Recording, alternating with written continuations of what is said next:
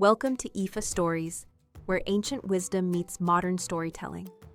Step into the sacred world of Ifa, the Yoruba spiritual system, where every tale carries the power of divination, destiny, and deep cultural insight. Join us as we unravel the mysteries of the Orishas, the divine forces guiding our paths, Orunmila, the Iron Moles, and many more. Each story is a bridge between the past and the present, weaving timeless lessons that inspire, enlighten, and transform. Embrace the wisdom, honor the tradition, and journey with us into the heart of Ifa. Subscribe now and let the stories guide you. To explore full Yoruba stories, Ifa teachings, and ancestral wisdom, visit our website, www.ifastories.com. Step into the sacred path for more resources and information. He performed divination for the peanut plant. When the peanut plant was about to come to the world, it was Òtúrá Méjì who performed divination for her. The peanut plant was very anxious to have many children so that her lineage could enjoy everlasting popularity on earth. But she was told to make sacrifices so that, after having so many children, her own brothers and sisters would not turn against them to destroy them.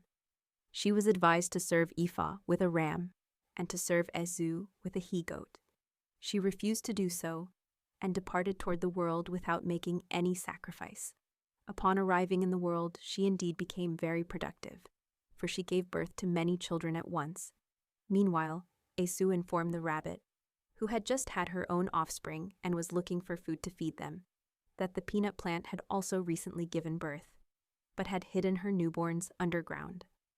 Ezu also drew the attention of the hedgehog, Okan in Bini, Urare in Yoruba, and the hare, Ekin in Yoruba, Orere in Bini, to the nutritional value of the peanut plant's children. Following Ezu's advice, they all began to feed themselves with her offspring. When she realized that she was being left without children, she went to consult a babalawo named Jemi Sudi for divination. The babalawo also advised her to serve Ifa with a ram and Ezu with a he-goat. After making the sacrifices, Ezu went to the farmer and advised him to place traps around his farm to catch the intrusive animals that were ravaging it.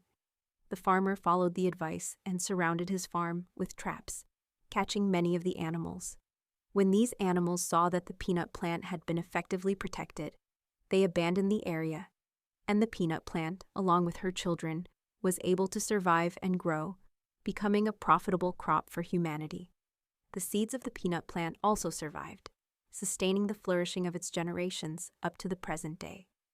Later, the peanut plant went to give thanks to Orunmila for helping her survive the attacks of those who had surrounded her.